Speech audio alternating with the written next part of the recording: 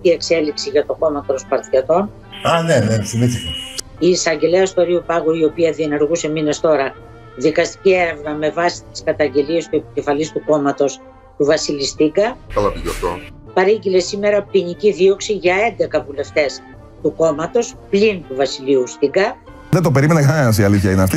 Διότι από την έρευνα που διενήργησε προέκυψαν στοιχεία, σύμφωνα με πληροφορίες, ότι το κόμμα αυτό, το οποίο έχει κοινοβουλευτική εκπροσώπηση αυτή τη στιγμή, ήταν βιτρίνα του έκλειστου της Χρυσής Αυγής του Ηλία Κασιδιάρη.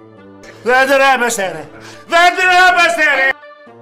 Στη δικογραφία η οποία έχει σχηματιστεί υπάρχουν αποδείξεις, σύμφωνα με πληροφορίες, και στοιχεία που συνηγορούν ότι ο Ηλίας Κασιδιάρης, ο οποίος κόπηκε από τον Άριο Πάγο και δεν μετήχε τελικά στις τελευταίες βουλευτικές εκλογές, ήταν ο πραγματικός, ο υποκρυπτόμενος ηγέτης του κόμματος των Σπαρτιατών. Ναι. Αυτός καθοδηγούσε τις υποψηφιότητες και αυτός συνέδραμε στην εκλογική επιτυχία του συγκεκριμένου κόμματος. Τι λες μωρή μαϊμού του Φαραώ!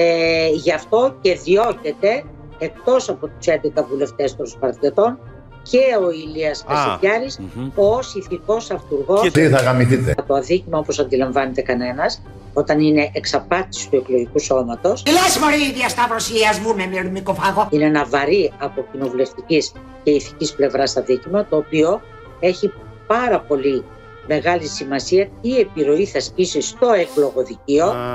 Είστε όλοι πουτανάκια του συστήματος.